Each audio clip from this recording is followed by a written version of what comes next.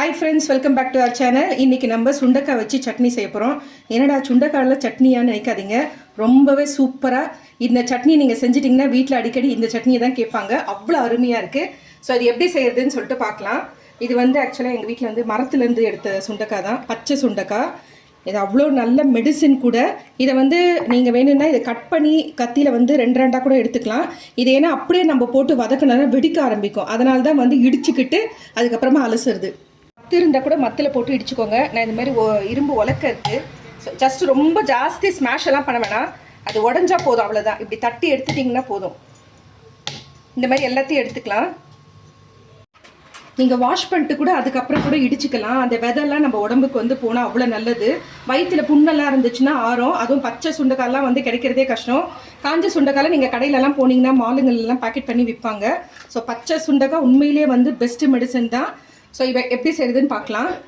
கடாயில் கொஞ்சமாக எண்ணெய் ஊற்றிருக்கேன். கொஞ்சம் ஒரு 1/4 கைப்பிடிக்கு உளுந்து கொஞ்சம் கூடவே போட்டுக்கோங்க. இந்த உளுந்து கொஞ்சம் செவக்கட்டும். நான் ஒரு கைப்பிடி அளவுக்கு தான் சுண்டைக்காய் எடுத்திருக்கேன். ஸோ ஒரு 1/4 இதுக்கு உளுந்து போட்டிருக்கோம். உளுந்து செவுக்க ஆரம்பிச்சிச்சு. ரொம்ப செவுக்கிறதுக்கு வெயிட் பண்ணாதீங்க. நம்ம இதெல்லாம் வதக்குறதுக்குள்ளே கரெக்டாக இருக்கும். ஒரு பெரிய வெங்காயம் கட் பண்ணி வச்சுருக்கேன். வெங்காயம் கொஞ்சம் வதங்கட்டும். இதெல்லாம் நம்ம வதக்கிறதுக்குள்ளே அந்த உளுந்து பொன்னிறமாக மாறிடும். ரொம்ப அது வதக்கிற வரைக்கும் நீங்கள் வெயிட் பண்ணிங்கன்னா தீஞ்ச மாதிரி ஆகிடும். ஸோ வெங்காயம் கொஞ்சம் வதங்கிடுச்சு. நெக்ஸ்ட்டு ஒரு சின்ன தக்காளி கட் பண்ணி வச்சுருக்கேன். அதையும் சேர்த்து வதக்கிக்கலாம்.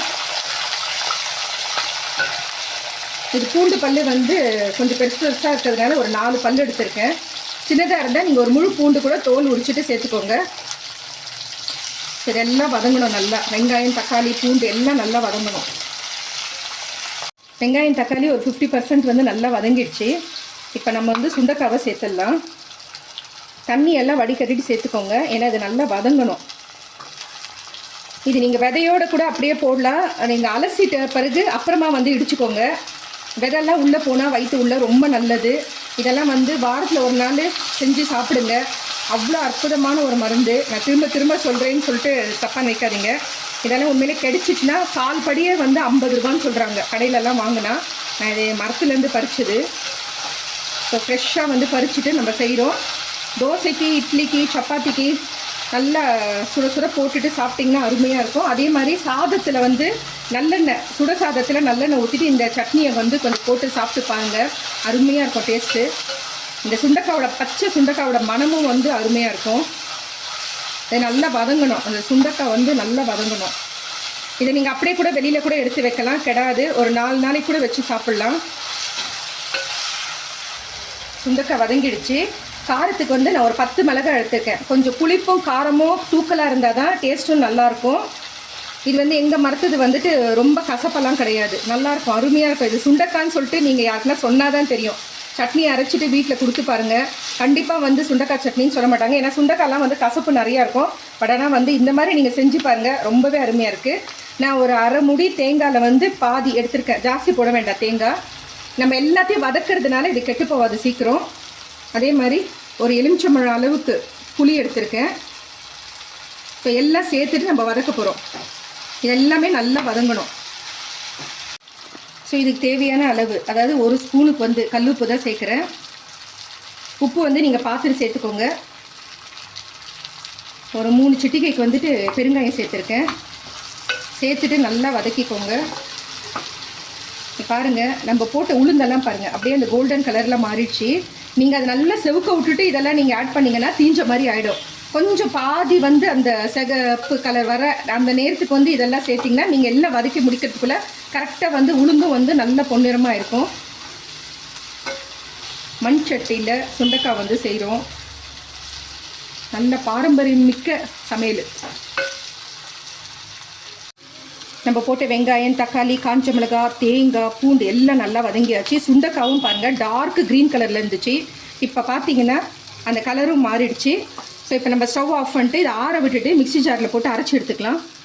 இப்போ பாருங்கள் அரைச்சி எடுத்தாச்சு. கொஞ்சமாக தண்ணி தெளிச்சுக்கோங்க. ஜாஸ்தி தண்ணி இருந்தால் கலத்தன்னு ஆகிடும். இது கெட்டியாக வச்சு சாப்பிட்டா தான் டேஸ்ட்டும் அசத்தலாக இருக்கும்.